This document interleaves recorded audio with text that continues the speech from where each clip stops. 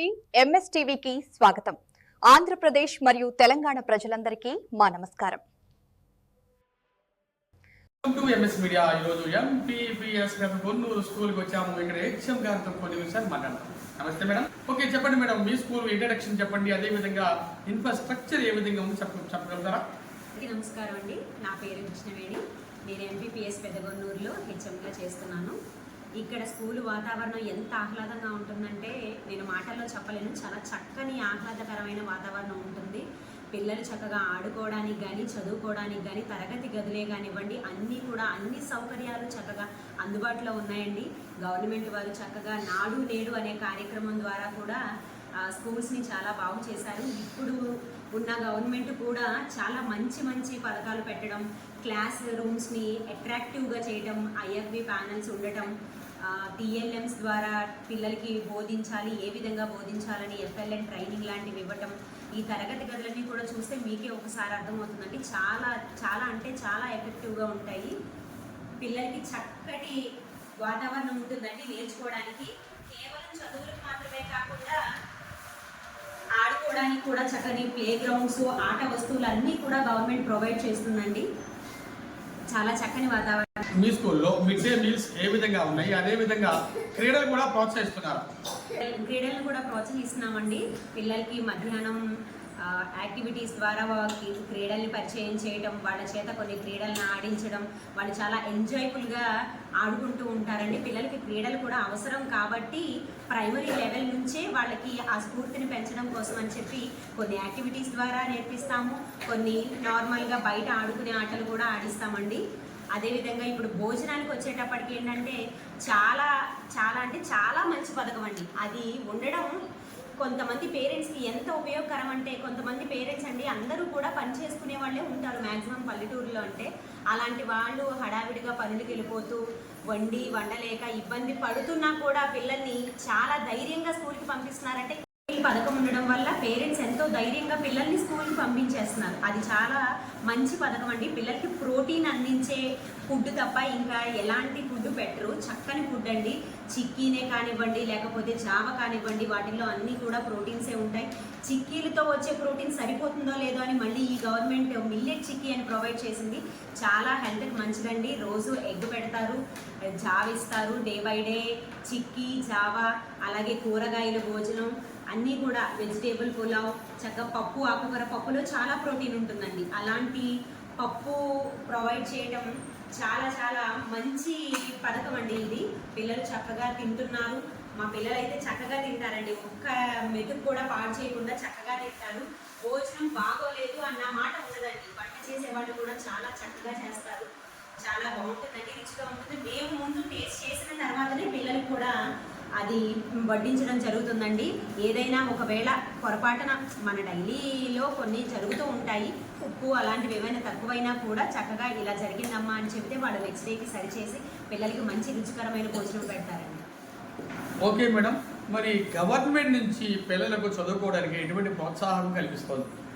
చదువుకోవటం అనేది చాలా ఇంపార్టెంట్. ఆ ఇంపార్టెన్స్కి తగ్గట్టు మన దేశం, మన రాష్ట్రం ముందుకు వెళ్ళాలని చెప్పి విద్యకి ఎంత ప్రాధాన్యత ఇస్తున్నారంటే, తల్లికి వందనం అనే పథకం చాలా మంచి పథకం అండి.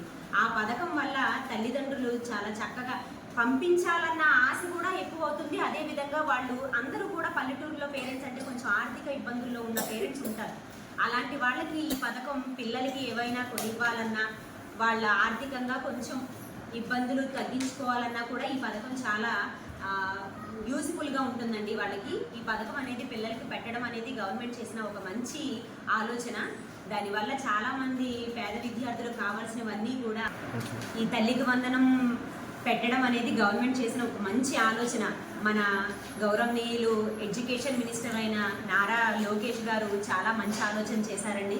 ఆయన ఎప్పటికప్పుడు కూడా ఈ పథకం గురించి తెలుసుకుంటూ ప్రతి ఒక్క పిల్లవాడికి కూడా ఈ పథకం చేరే విధంగా ఆయన చర్యలు తీసుకుంటూ, అదేవిధంగా గౌరవ ముఖ్యమంత్రి గారికి కూడా ఎప్పటికప్పటికి దీని గురించి అప్డేట్ తెలియజేస్తూ, ఆ మండల పరిధిలో ఉన్నటువంటి, ఆ జిల్లా పరిధిలో ఉన్నటువంటి ఎంఈఓలు కానీ లేదంటే డిఈఓలు కానీ మొత్తం అందరినీ కూడా మానిటర్ చేసుకుంటూ అందరికీ కూడా ఈ పథకం అందిందో లేదో అని చాలా చక్కగా వివరాలన్నీ ఆయన సేకరించి ముఖ్యమంత్రి గారికి తెలియచేయడం జరుగుతుందని ప్రతి పిల్లవాడు కూడా తల్లికి వందనం మాకు అందింది అని చెప్తున్నారు. మేము పేరెంట్ మీటింగ్ పెట్టినప్పుడు ప్రతి ఒక్కరిని అడుగుతున్నామండి. ఈ పథకం వల్ల మాకు చాలా యూస్ఫుల్గా ఉందండి, గవర్నమెంట్ చాలా చక్కని ఆలోచన చేసిందని పేరెంట్స్ కూడా చాలా మంచి రెస్పాన్స్ ఇస్తున్నారు. థ్యాంక్స్ అండి, థ్యాంక్స్ ముఖ్యమంత్రి గారు, ఎడ్యుకేషన్ మినిస్టర్ గారు. చివరిగా విద్యార్థుల తల్లిదండ్రులకు మీ స్కూల్ గురించి ఏమని విన్నపం చేస్తున్నారు? నేను పిల్లల పేరెంట్స్కి ఒక విషయం చెప్పదలుచుకున్నానండి. గవర్నమెంట్ అంటే ఇప్పుడు ప్రభుత్వం ఇచ్చే అన్ని పథకాలు మనకి చాలా యూజ్ఫుల్.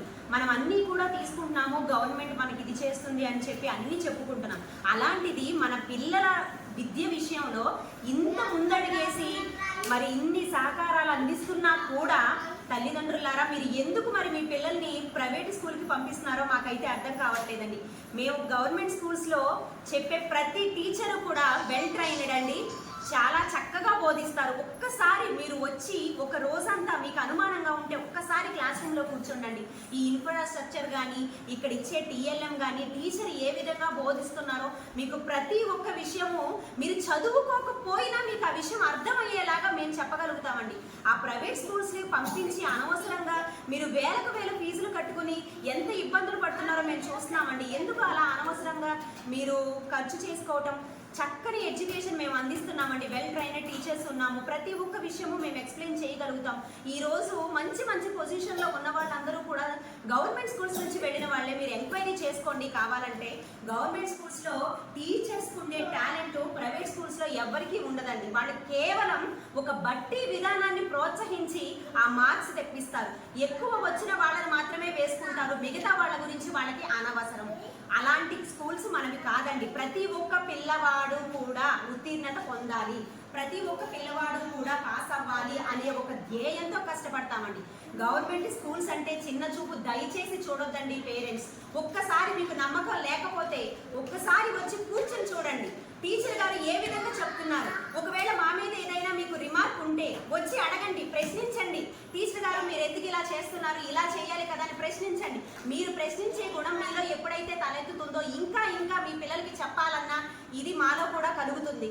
దయచేసి మీ పిల్లల్ని ప్రైవేట్ స్కూల్కి పంపించొద్దండి. అనవసరంగా మీరు ఆర్థిక ఇబ్బందులు పడుతూ కూడా ఆ ప్రైవేట్ స్కూల్స్కి పంపించి చదివించి అదేదో గర్వమైన విషయంగా మీరు ఫీల్ అవ్వద్దండి. దయచేసి పక్కన వాళ్ళు ఏమనుకుంటారో, మా పిల్లవాడిని మేము గవర్నమెంట్ స్కూల్కి పంపిస్తున్నామని పక్కన వాళ్ళు ఏమన్నా హేళన చేస్తారేమో అన్న భావన దయచేసి తొలగించండి.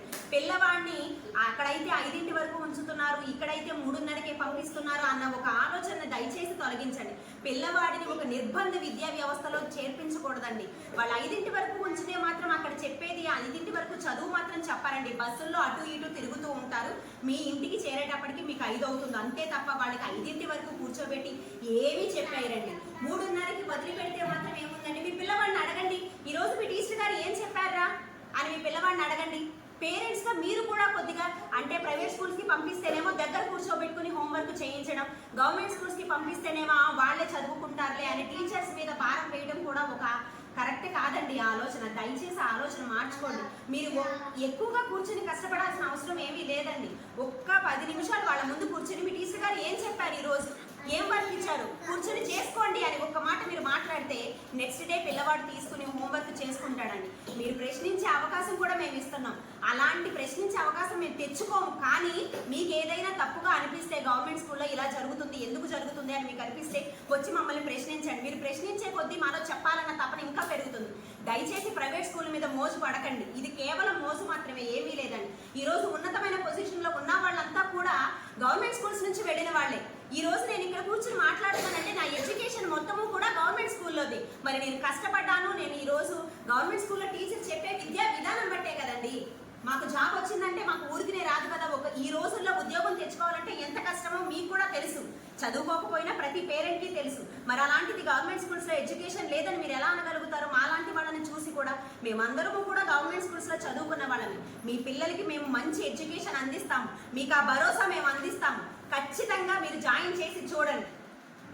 పెదకొన్నూరు ఎంపీపీఎస్ స్కూల్ హెచ్ఎం గారు కృష్ణవేణి గారు హ్యాట్స్ ఆఫ్. మీరు ఇంత గవర్నమెంట్ స్కూల్ గురించి ఇన్ని విషయాలు మాట్లాడారంటే చాలా సంతోషకరంగా ఉంది. ఎందుకంటే గవర్నమెంట్ స్కూల్ పంపించండి, మీ పిల్లల భవిష్యత్తును మార్చుకోండి అంటున్నారు. వాళ్ళ జీవితాన్ని మా చేతులు పెట్టండి, ఒకసారి నమ్మండి, ఒకసారి రండి, ఒకసారి పర్యవేక్షించండి అంటున్నారు. విద్యార్థుల తల్లిదండ్రులారా మీరు కూడా ఒక్కసారి వచ్చి చూసి తర్వాతనే గవర్నమెంట్ స్కూల్లో జాయిన్ అవ్వాలని కూడా మేము కూడా కోరుకుంటున్నాం. అందరికీ thank you sir, thank you very much. MS media ప్రతి చోట ప్రజల మాట.